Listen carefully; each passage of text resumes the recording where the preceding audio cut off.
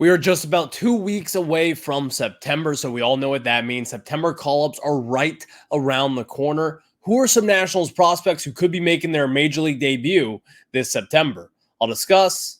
Is it Dylan Crews?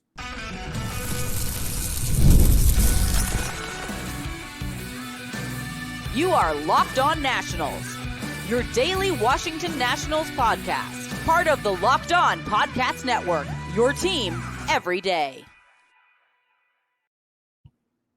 And thank you all for making Locked On Nationals your first listen every single day, as we are free and available wherever you get your podcast. And of course, I'm your host, Ryan Clary. You can catch me over on Twitter at RyanClary11 and as well as our show page at LO_Nationals. For all your latest Nationals news and notes, make sure to check us out over on Twitter. And of course, again, search up Locked On Nationals on YouTube, Apple Podcasts, Spotify, Google Play, wherever it is. That is where you'll find Locked On Nationals, your daily show about the Washington Nationals. How many times did I say Washington Nationals in that first segment? If you count correctly, let me know in the comment section over on YouTube. Maybe you have something coming your way. But later on in today's show, watch for these promotions across the minor leagues, because this is not just for September. This is for, single A, going up to high A, going up to double A, and all the different things out there. I've got a couple guys that I think who will be promoted within the next few days, even up into the minor leagues. So we'll start off, though, discussing the big leagues, and we kind of split this up a little evenly here. And I will be fully transparent. If you're listening to this, I'm in Maine right now. So this is kind of an evergreen show. And this is up to date of August 12th. But more importantly, these are guys who, in my opinion, should be up in the majors relatively soon. These are guys who make sense to be up in the majors. These are guys who we'll be talking about for the first 20 minutes who should be making their Major League debut in 2024. Now, here's the thing. Not everyone will make their Major League debut. Not everyone will make their debut this year even. But these are guys who I believe, big names or not, should be up in the majors by sometime, hopefully this September. So we're going to kind of start it off with discussing position players. In the second segment, we'll get into some pitchers. But before we get into either of those, today's episode is brought to you by Game Time. Download the Game Time app, create an account, and use code LOCKEDONMLB for $20 off your first purchase. And of course, terms do apply. Later on in the show, we'll be getting into the pitchers, but now it's position players. We're going to start off with the obvious, someone who I think could be in the majors today, someone who I think could be hitting third, the middle of this lineup, and be an impact bat right off the bat. It's your number one prospect in the system, Dylan Crews.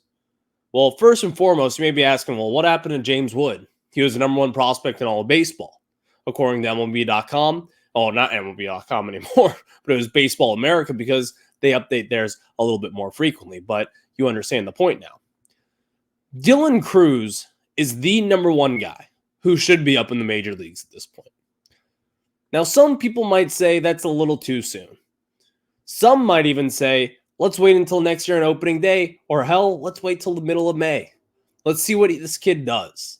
He hasn't really put up that incredible of numbers so far, but here's where he stands as of August 12th. Across two different divisions, in AA and as well as AAA, Dylan Crews is just flat out hit.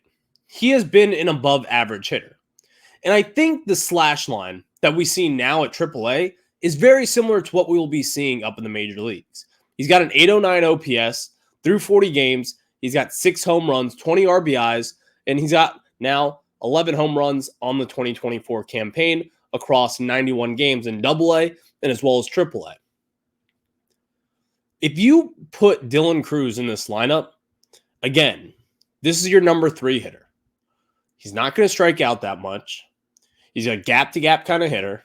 He's a plus defender in center field, and he has proven that over the course of this season.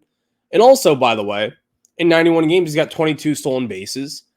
This is someone who, in my opinion, will be an annual 2020 kind of guy up in the majors. That's really what he is. And the reason why I love Dylan Cruz so much is because he does have a high ceiling. But what's even more interesting for me is that he has that high floor. His floor, in my opinion, is an above average major league hitter. That's the floor. And also defensively, he'll be a pretty right around subpar defender out there in center field. You can stick him in right field and you'll get plus defense no matter what. That is the kind of action that I expect from Dylan Cruz. I think that's probably what you should expect as well. So going forward with this, is Dylan Cruz going to be in the majors by September? I do think so. But also I'm making the case for him to be in it right now. He's the number one guy who I do want to see up in the majors. And in fact, he probably will be relatively soon. But there are some other guys in this equation. In fact, there's two others who I've got a pretty good feeling about. Number two, this may come out of left field a little bit, literally, Darren Baker. The Nats' number 23 prospect, according to MLB.com. Now, if you look at his numbers right now, they're not wildly impressive. But again, if the Nationals want to take their time with guys like Brady House, if you want to take your time with a Dylan Cruz, Darren Baker is probably the next guy up where you say he's going to be the guy to make an impact at the major league level. Now, I don't have high expectations for Darren Baker, and you shouldn't either. Darren Baker, the son of Dusty Baker, former manager here in town. Again, look back in the draft in 2021. He was a 10th round pick for the Washington Nationals. This kid is still 25 years old, relatively young for a prospect, but he's been at the AAA level for the last 2 seasons, and he has not been bad by any stretch of the imagination. Now, he hasn't been overwhelmingly good, but the player that I kind of comp him to, at least at the plate, as of right now, is a Jacob Young. He's going to put the ball in play. He's pretty fast defensively. He covers a lot of ground at second base, plays pretty plus defense at second, can move in the outfield as well. The ceiling for a Darren Baker up in the bigs is a utility guy. That's his ceiling. Think of a Steve Lombardozzi type from back in the day. If you know, you know. Lombardozzi could play a little bit. He was of value to that 2012 Nationals team. That's the kind of ceiling that I expect Darren Baker to have. I could easily see him up in the majors probably sometime this September. Now, is it going to be some massive splash and everyone's going to be filling the stadium? No, that's not going to be the case, and that shouldn't be the case. But I could see him making an impact, and that's what this list is about. Guys who can make the jump and the climb to the major leagues in the year of 2024 with a September call-up. Now, there's another guy on this list, a name you're very familiar with, a name that we all are very familiar with, who may be a stretch. That's your number 2 prospect right now in the system, Brady House, the 21-year-old in AAA. Now, his numbers, they may not be all that impressive right now in AAA. Again, this is through August 12th. 21 games, got a 638 OPS, a 256 batting average, which is higher than what he had in AA Harrisburg when he was batting 234. But this is one of those guys where, if you think back to Victor Robles, now, Brady House is not the prospect of what Victor Robles was, who, by the way, just got a 2-year extension just the other day. Brady House is not the big marquee 5-tool kind of prospect that Victor Robles was going to be. But the Nationals have shown in years past that they will be aggressive with guys that they are very high on. Think back to Juan Soto when he was 19. Now, the 2018 Nationals were in a much different position than where they are now. At that point in time, they were expected to compete. Davey Martinez, we thought that Nationals team had a ton of talent under their belt. Ultimately, it kind of came crashing down to earth. Wasn't that good of a team. But at this point in time, I could see Brady House making the... And for all the reasons that we just stated here, Brady House has got the power. You've got that open third base position. He's going to be the future there. I would not be surprised if the Nationals call him up mid-September to try to see what this kid can do. Because again, he hasn't put up some crazy huge numbers this year. In fact, he has struggled a little bit down in AAA after starting really hot there. But he also started really hot in AA this season. He started very hot last year in Single A Fredericksburg, went on to High A Wilmington, killed the baseball there, and also did the same thing in AA. Brady House has the potential to be the best hitter in the national system right now. That is what I believe in. And I also think the Nationals might believe in that as well. He has advanced power. You see the exit velocities. When he hits the ball hard, it goes a long way. I would not be surprised to see Brady House up in the majors relatively soon come this September. So keep your eye on those few guys as far as position players go. But also, keep your eye on a couple pitchers because the Nationals, if you don't realize it at this point, they need some pitching help. We need guys that can help us now. We even need some starters, considering Mackenzie Gore struggles. You need bullpen pieces.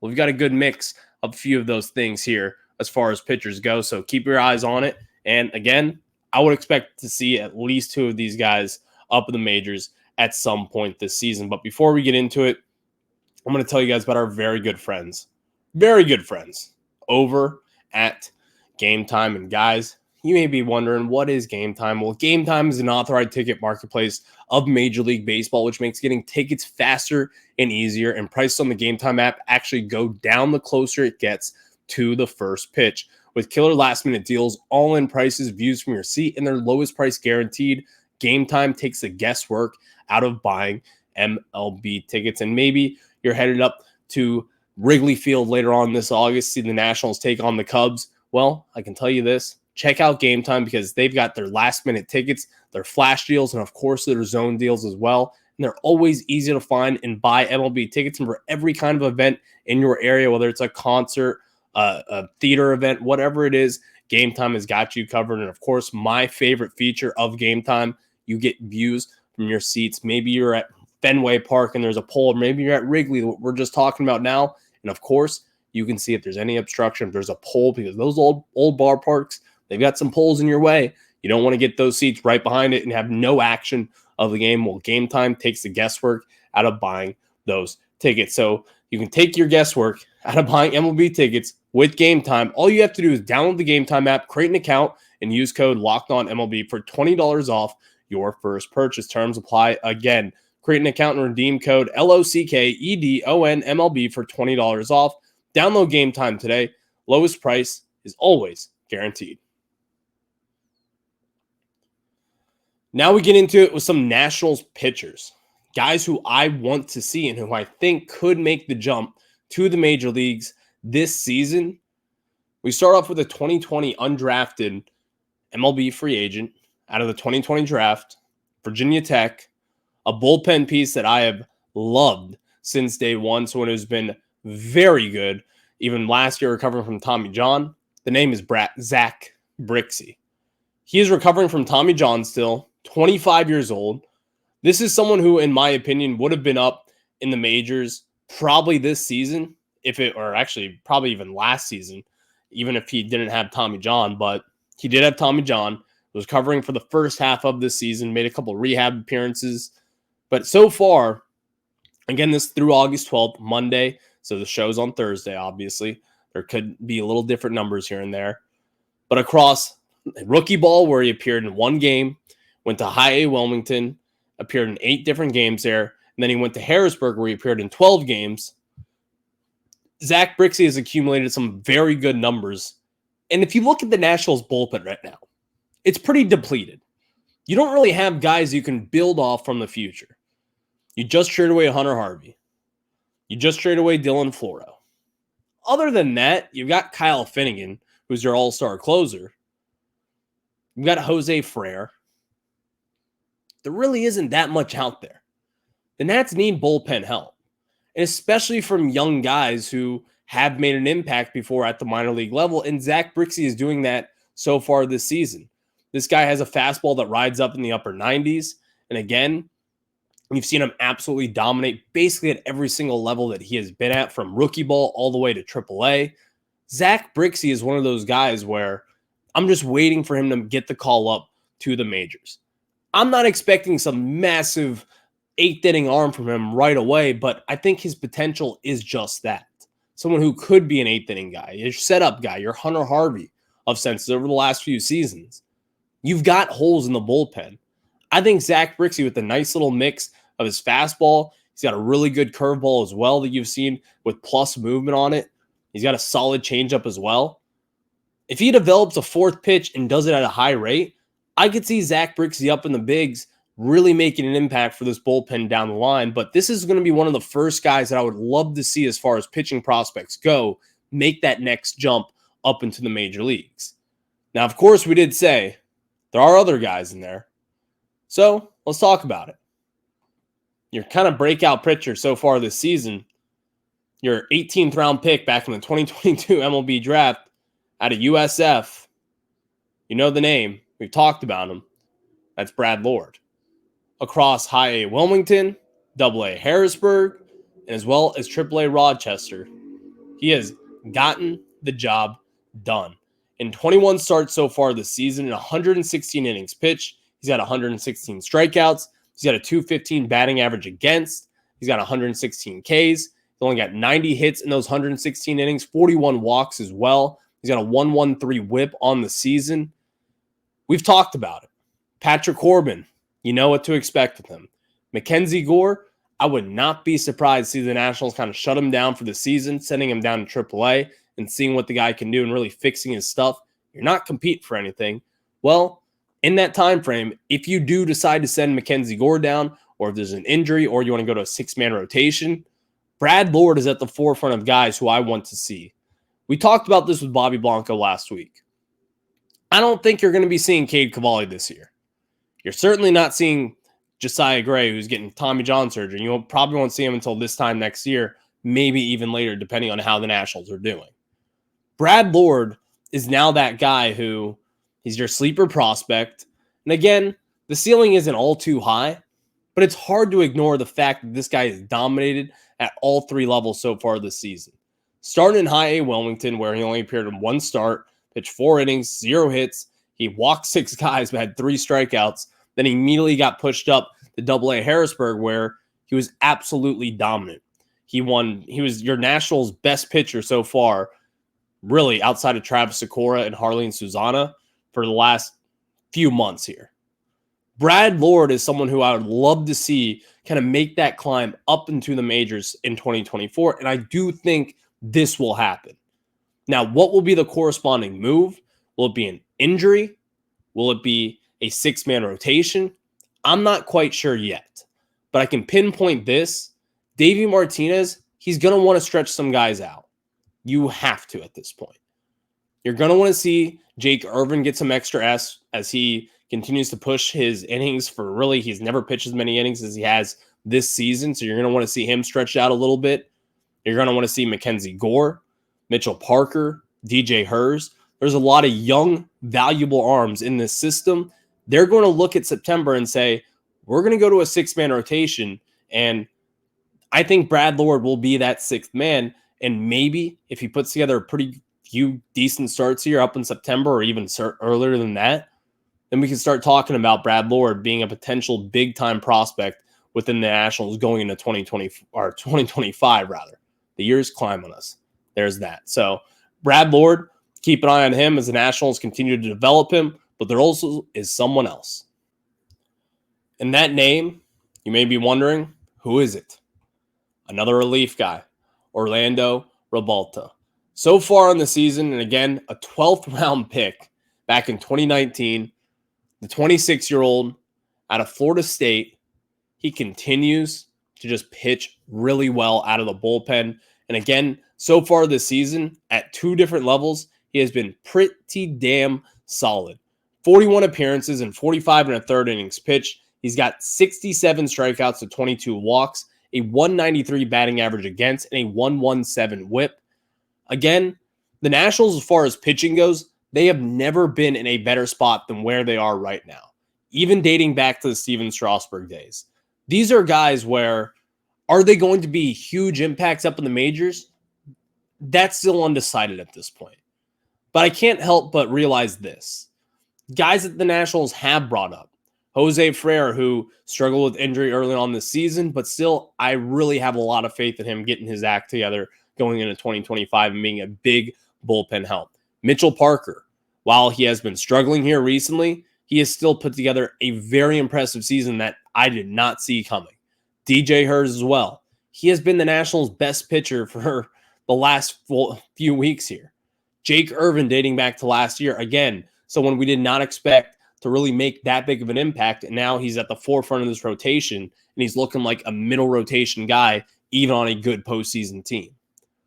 So I'm not going to count out someone who's Orlando Ribalta, because again, all this guy has done is put up good numbers at every destination. He has a career 3.34 ERA and 124 appearances at all minor league levels so far. He put up good numbers back in college as well. I'm not going to put any limitations on someone like an Orlando Ribalta. Because again, the Nats, they've kind of been a little bit of a pitching factory so far in 2024. Maybe they have someone like Orlando Ribalta come up and help them sometime this September. That is what would make sense to me. So keep your eye out for that.